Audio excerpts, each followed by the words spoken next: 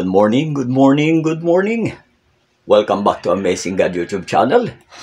Salamat sa ating Panginoon. Muli niya po tayong binigyan ng pagkakataon makapagnilay po ng mga salita ng Diyos.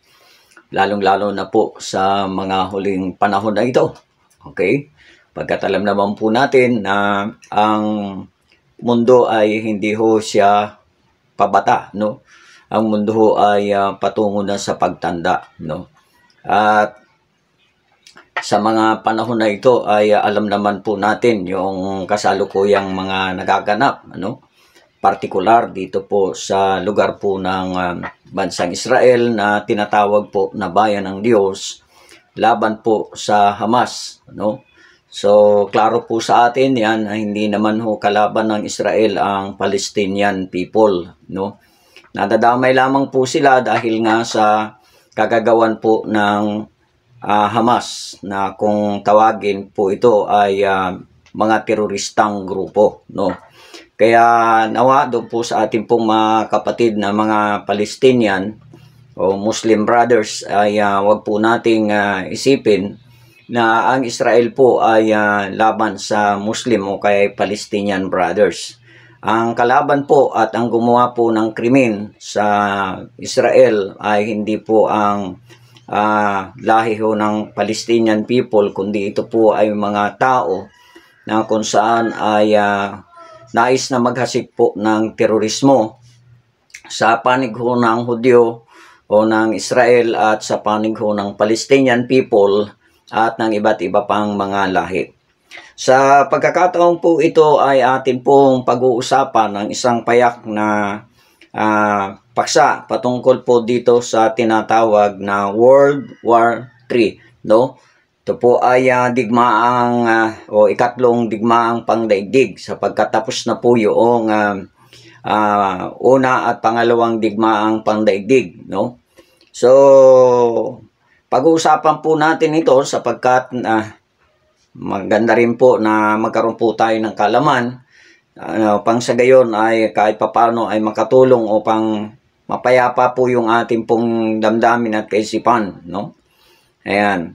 So, ito po ay merong mga bahagi o kaya ay mga parte, ano? Kaya pag-usapan po natin itong part 1 dito po sa ating pong bagong segment, itong World War III, ano?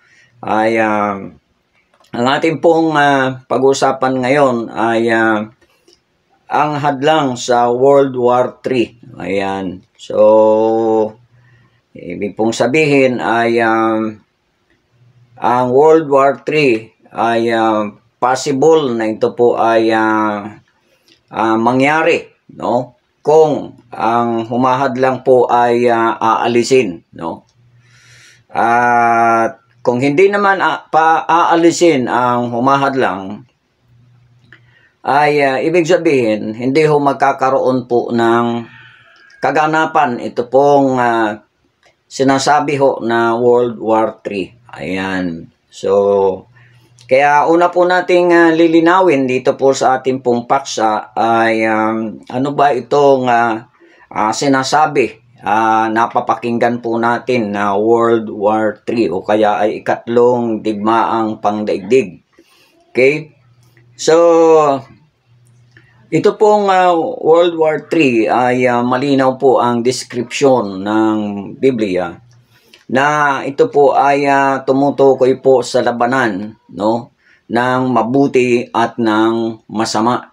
Ayan. At ito po ay labanan ng kadiliman at ng kaliwanagan. Ito din po ay labanan between God and Satan, no? Ayan. Pero ang hindi ho natin mapapasubalian na katotohanan ay ito po ay sinabi ng Diyos at ito po ay magaganap, no po. At sa usapin po ng World War III ay ano po ba ang naidudulot nitong World War III nito o ikatlong digmaang pangdaigdig. Pansinin po natin yung sinabi po ng ating Panginoong Hesus dito po sa banal na kasulatan patungkol dito sa tinatawag na World War III, no? Ayan. So meron pong ang Panginoon na sinasabi dito po sa aklat po ng Matthew sa chapter 24 patungkol po dito sa World War III, Ayan. So tingnan po natin, basahin po natin ang chapter 24 ng Matthew verse 1 and 2. Ang sabi po dito, at lumabas si Jesus sa templo at payaon sa kanyang lakad at nagsilapit sa kanyang mga alagad upang sa kanya ipamalas ang mga gusali ng templo. So, sabi dito, datapwat siya sumagot at sa kanila sinabi, hindi ba ninyo nakikita ang lahat ng mga bagay na ito? Katotohanan na sinasabi ko sa inyo, dito'y walang maiiwang isang bato sa ibabaw ng ibang bato na hindi ibabagsak. Yun po pala ang description ng ating Panginoon patungkol po sa tinatawag na World War III. Ayan. Ang simpleng description po ng ating Panginoon patungkol po sa ikatlong digmaan, kung gaano po ito katindi, ay sabi niya ay walang batong may iwan sa kapwa bato. Hindi po yan ay babagsak, sabi ng ating Panginoon. Kaya totally po talaga destruction ang hatid po ng ika nga ay digmaang ito sa pandaigdigan o ikatlong pandaigdigang digmaan, po. So talagang grabe po ang maidudulot po nito, At kung atin pong titingnan ang ilan pong mga example o kaya ay mga patunay, ito pong nagaganap sa ngayon na digmaan sa Middle East, Tingnan po natin, sample pa lang po yan, po yung tinatawag pong distraction, yung mga missiles, yun pong mga bomba, at iba pa pong mga kagamitan na panggera. Kita po natin kung kaano po ang idinudulot po nito na distraction, yung tinatawag pong pagkawasak. So, makita po natin na seconds lang o kaya sabihin natin ay minuto lamang ang pagguho ng isang gusali na napakalaki, So, kung atin pong titingnan halos lahat po ng bansa sa buong mundo ay meron na pong ika nga ay naihanda, na mga kagamitan na pangdigma, na kung saan ay inihanda nila yan, panlaban po sa kanilang mga kaaway. Panlaban po o kaya ay ika nga ipaghahanda sa tinatawag na World War III. Ngayon, ay sino po ba ang sisirain o wawasakin po nitong mga inimbento na ito ng tao? Ay wala pong iba, siyempre, kundi ang tao din at ang mundo. Ayan. So malinaw po yung description ng ating Panginoon patungkol po sa tinatawag na World War III. Kung gaano po ito ang may dudulot po nitong destruction. Just imagine, So, ika nga, yung sinasabing walang bato na may iwan na nakatayo sa kapwa bato, ibig po sabihin niyan po ay yung pong mga gusali, Talagang ika nga ay kung papatagin ang malalaking gusali, patag talaga po yan. Ibig sabihin, lahat po talaga yan ay magkukulaps. Ganyan po yung sinasabi po ng ating Panginoon patungkol po dito sa tinatawag na World War III. Okay, so iwanan na po natin yan, sapagkat hindi naman po tayo ika nga ay bulag at hindi rin tayo bingi sa mga nangyayari sa Middle East. Ito pong labanan ng Hamas at ng ibang mga teroristang grupo laban po sa bansang Israel.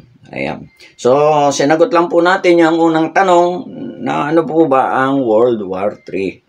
So, ayan. Number 2 ay bakit kailangan itong mangyari? Bakit kailangan itong mangyari? Ayan. So, bakit po ba kailangan talagang mangyari itong World War III? Ito po ba pwede naman siguro ito ika nga pag-usapan na lang at wag nang mangyari at wala na pong buhay na mabuwis pa at walang masira na mga struktura, Ayan. So, ito po, ayon din po sa aklat po ng Matthew sa chapter 24, verse 6, ay ganito po ang ating pong mababasa, Sabi dito sa verse 6, Ganito po, at makakarinig kayo ng mga digmaan at mga lingaw-ngaw na mga digmaan. Ingatan ninyo na huwag kayong magulumihanan sapagkat kinakailangang ito'y mangyari datapat hindi pa ang wakas. Pagkat magsisitindig ang bansa laban sa bansa at ang kaharian laban sa kaharian at magkakagutom at lilindol sa iba't ibang dako. Ayan. Katatapos lang din po ng lindol sa Middle East, ano po, at ang dami din pong nasirang gusali at marami po tayong mga kapwa na kung saan ay nasawi at nawalan po ng kanila pong mga tahanan. So, kita po natin yung ika nga ay mga palatandaan, no? Ito pong sinasabi ng ating Panginoon patungkol sa mga huling panahon at kasabay po yan, ano, yung nangyari po doon sa lugar na yon. Kung hindi po ako nagkakamali ay parang Afghanistan, no? Ay kasabay po yan noong gera na nangyayari po sa Israel versus Hamas, no? Sa mga teroristang grupo. Ayan. So, ano po ang sabi ng ating Panginoong Hesus sa verse 6? Sinabi po niya dito, sabi niya, kailangan itong mangyari datapat hindi pa ang wakas. Ayan. Mismo ang ating Panginoong Hesus po nagsabi na ang gera o yung tinatawag pong World War III ay mangyayari po talaga yan. No? Sapagkat yan po ay nakahula. Yun hong sinasabi ng ating Panginoon na walang bato na may iwan na nakalagay o nakatayo sa kapwa bato. So, ibig po sabihin, yung mga palapalapag na mga building, kahit gano'n pa yung katataas, yan ho ay magkukulaps. Okay? So, yun po yung malinaw. At yan po ay mangyayari sa World War III. Oh, grabe po ano. So, maaaring sabihin natin, kapatid, wala naman anyang World War III na nakalagay dyan. So, description lang po yun, ano. So, kumbaga ay pagpapahiwatig na ito ang mangyayari kapag ka nagkaroon ng World War III na talagang yung destruction ay grabe at sagana. No po? So, hindi po talaga ito mapipigilan na nga. Kung ito'y itinakda na ng Diyos, nakahula na ito, mangyayari po talaga ito. No? At tandaan po natin, ito ay laban ng mabuti at ng masama. Ng Diyos at ng ni Satanas at maging ng kadiliman at ng kaliwanagan. Ayan. So, nasa huli na ho tayong ika nga ay katanungan. No? Sabi dito ay, kasi ang topic po natin ay ang hadlang sa World War III. No? Ayan. So, number 3, aalisin na ba ang humahadlang upang maganap ang World War III at makapanaig na ang dyablo. Ayan. So, ayan. So, yung katulad nga po ng aking sinabi kanina, no, na dalawang bagay yan, no. Ibig sabihin, kapag ang World War III ay magaganap na, ibig sabihin, aalisin na ho yung humahadlang. Kapag magaganap na ang World War III, hindi lamang ho yan sa ika nga ay sa Middle East, kundi throughout the world. Kapag ho yan ay magaganap na, no? Kumbaga, it's about time, no? It's about time, no? So, ibig sabihin, ang humahadlang upang ang World War III ay hindi yung maganap, aalisin na ho yan ng Diyos. Yan. Ngayon, ang tanong po ay, sino kaya ito na humahadlang na ito? Basahin muna po natin yung text natin sa 1 Thessalonians sa chapter 5, verse 2 and 3. No? Yan. So, tingnan po natin kung ano itong sinasabi na ito ng ating Panginoon patungkol po dito sa ika nga ay humahadlang. Ano? Sa 2 Thessalonians chapter 2, verse 6. Sabi dito, at ngayon, nalalaman ninyo ang nakakapigil upang siya ay mahayag sa kanyang talagang kapanahunan. Pagkat ang hiwaga ng kasamaan ay gumagawa na, lamang ay may pumipigil ngayon. May pumipigil ngayon. Hanggang sa alisin ito. Pansin niyo po ba yung salitang hanggang sa alisin ito? Ayan.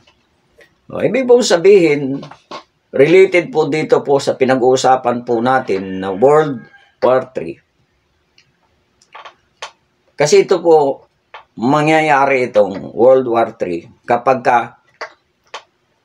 ang kasamaan ay ready na upang sakupin ang buong sanglibutan. Ayan. Pero bago ito mangyari, ang humahad lang na yon para ito ay mangyari ay walang iba, kundi po ang, ito na, yan po ang church. Yan po ang church. Yan po yung humahad lang para hindi ho mangyari ho yung World War III. Yung pong church. Yan. Ito pong church na ito ay, kaya ito po ay sinasabi po nating humahad lang. Kasi hindi pwedeng ang ika nga ay ang iglesia madamay dito po sa gera na ito na paparating. Bakit? Ito po bang church, sino po ba itong church na tinutukoy dito po ng ating Panginoon? Ha? Ang church po na tinutukoy po ng ating Panginoon dito, itandaan po natin na hindi po ito samahan, hindi po ito reliyon, hindi po ito grupo. Ito po ay mga tao na kung saan ay kinuha po nila yung pinakamalalim na ugnayan sa ating pong Panginoon. At wala pong iba kundi po ang pagiging kabiyak. Yan. Tingnan po natin sa Ephesians kung ano ba ang paliwanag po ng Biblia patungkol po sa iglesia. Ha? Kaya kaingat po tayo. Ha? Baka tayo po ay kabilang lang sa isang samahan o reliyon pero hindi po tayo tunay na iglesia ni Kristo. Yan. Basahin po natin dito sa Ephesians chapter 5 verse 32. Sabi po dito, ang hiwagang ito ay dakila datapat sinasalita ko ang tungkol kay Kristo at tungkol sa iglesia. Mapansin po natin na itong relasyon ni Kristo at saka ng iglesia ay inihambing niya sa isang mag-asawa. Sabi po dito sa verse 31, at dahil dito iiwan ng lalaki ang kanyang ama at ina at makikisama sa kanyang asawa at ang dalawa ay magiging isang laman. Yun. Ibig pong sabihin, ang iglesia o ang church ay ito po pala ay lumalagay sa kalagayang kabiyak ng ating Panginoon.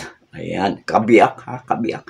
Siyempre, kung kabiyak ng Panginoon ang iglesia, hindi pwede po ito na madamay po dito sa tinatawag na World War III. Papayag ba yung asawa na madamay sa kaguluhan? Siyempre, isi-secure ito ng kanyang asawa. At wala pong iba na magsisecure nito, kundi po ang ating pong Panginoong Hesukristo. Ayan. Ha? Kaya po, tandaan po natin, huwag po nating sabihin na tayo kabilang sa isang grupo, church na tayo. Ha? Huwag po nating sabihin kabilang na tayo sa isang reliyon, sa isang gusali, ay church na tayo. No. Tandaan po natin, inihalin tulad ng ating Panginoon ang iglesia sa asawa. Ibig sabihin, no, ang nananalaytay po dito ay hindi ho patakaran ng tao, kundi patakaran po ng ating Panginoon Diyos. Hindi ho ito rules ng tao, kundi rules ng ating Panginoon. True relationship. Ayan. Kaya, ayan, so sa tingin po natin, kailan kaya mangyayari na kukunin ng ating Panginoon ito o aalisin ng ating Panginoon itong humahad lang na ito na walang iba, no? Kundi ang iglesia ng ating Panginoon, nakabiyak ng ating Panginoong Jesucristo. Ayan. So, ito po, babasahin po natin itong huli dito po sa Ephesians din, no? Sa Ephesians chapter 4, verse 11 to 13, no? Ayan. Makinig po tayo mabuti, no? Sabi dito, at pinagkalooban niya ang mga iba na maging mga apostol at mga iba'y propeta at mga iba'y ebangelista at ang mga iba'y pastor at mga guro. Sabi dito, sa ikasasakdal ng mga banal sa gawaing paglilingkod, ito pala po yung purpose, ano? Sa ikatitibay ng katawan ni Kristo. Ayan, sa ikatitibay ng katawan ni Kristo. Ito po yung church, ha? Ito po yung iglesia. Ito po yung asawa ng ating Panginoon. Ayan. Verse 13, ito po yun. Sabi dito, hanggang sa abutin natin lahat ang pagkakaisa ng pananampalataya. Ayan. So, meron po palang hangganan, ano? Pansinin po natin, mayroong hangganan. Sabi dito, hanggang sabutin nating lahat ang pagkakaisa ng pananampalataya at ang pagkakilala sa anak ng Diyos. Kaya mahalaga po yung establish natin yung relasyon natin kay Kristo. Hindi sa kung kani-kanino, kay Kristo. Dapat establish po natin yung ating relasyon sa Panginoon bilang kabiyak, no? Bilang iglesia sa gabay at pagtuturo ng banal na Espiritu. Ito ang panghuli. Hanggang sa lubos na paglaki ng tao, ito yung paglaki ng tao, ibig sabihin ay mayroon lang pong limit yung paglaki ng tao, yung dami, ano? Hanggang sa sukat ng pangatawan ng kapuspusan ng ating pong Panginoong Jesucristo. Ayan, meron po palang sukat lang. Kaya po, ang Panginoon ang siyang nakakaalam kung kailan po darating itong tinatawag na World War III, kung kailan po ito mangyayari. So, mangyayari ito kapag ang iglesia ng ating Panginoon na kanyang kabiyak, na ito po ang humahadlang at dahilan upang hindi po maganap ang World War III dahil ang iglesia ho ay maaaring sa ngayon, kaya hindi pa matutuloy ang World War III dahil kulang pa. Yun hong ika nga ay hinihingi ng ating Panginoon na kakumplituhan, no? Sa mga bilang na kung saan ay kasama. Katulad sa panahon ni Noah. Okay? So, at iba pa. So, kaya dapat po nating tandaan ang mga katotohanan ito na ating pong napakinggan sa ngayon, no? Patungkol po dito sa World War III. Kaya ano po ang dapat po nating gawin, no? So, maging handa po tayo, no? Maging handa po tayo at kunin po natin yung pinakamalalim nating ugnayan sa ating Panginoon, ang pagiging kabiyak o ang tinatawag na pagiging iglesia, no? O kaya pagiging church. Ayan. Hindi po natin alam kung kailan mangyayari ang mga bagay na ito. Pero meron pong inilalarawan ng ating Panginoong Hesus dito po sa Thessalonica, yung pong binasa ko kanina sa Thessalonians chapter 5, verse 2 and 3. Sabi po dito po tayo magtatapos, no? Sabi dito, sapagkat kayo rin mga lubos na nakakaalam ng pagdating ng karawan ng Panginoon ay gaya ng magnanakaw sa gabi. At ang sabi dito, pagka sinasabi ng mga tao kapayapaan at katiwasayan, kung magkagay darating sa kanila ang biglang pagkawasak na gaya ng pagdaramdam sa panganganak ng babaeng nagdadalang tawa at sila hindi mga kakatanan. Ayan, makita po natin. Sabi doon, nang kunin ng ating Panginoon ang ika nga ay kanyang asawa, kanyang iglesia, no? Bago dumating po ang World War III. Yung pong panahon na ito ay payapa ho yung ika nga, payapa yun hong panahon, no? Matiwasay, no? So, ibig sabihin, wala ho sa panahon ho ng gira kukunin, no? Kapag paparating na ho yung ika nga ay gera, yung World War III, saka naman ho kukunin ng Panginoon ang humahadlang o hahadlang o dahilan para hindi humatuloy ang World War III. At yun po ay walang iba kundi ang tunay na iglesia ni Kristo. Ito po yung mga tao na kinuha nila yung pinakamalalim na ugnayan sa Panginoon, ang pagiging kabiyak. So, siyempre kapag kabiyak, kung nasaan ang asawa, ay naroon naman. Kung nasaan ang ating Panginoon Hesus na asawa na iglesia, naando doon naman po ang iglesia. So muli po, maraming pong salamat at muli ay nadagdagan po yung ating mga kaalaman at maging handa po tayo sa lahat ng panahon at pagkakataon dahil hindi natin alam kung kailan mangyayari ang mga bagay na ito. Tanging ang Diyos lamang ang nakakaalam. So patuloy po nating suportahan ang Amazing God YouTube channel. Patuloy nating share ang mga dakilang bagay na ginagawa ng ating Panginoon sa ating mga buhay. Patuloy natin pag-pray kung anong plano ng ating Panginoon. Sabi nga, kalooban ng Diyos ang mangyari at hindi ho yung ating kalooban. So, be prepared. Sundan po natin ang susunod po nating mga pagtalakay dito lamang sa World War III. No? So, God bless us all. Bye-bye.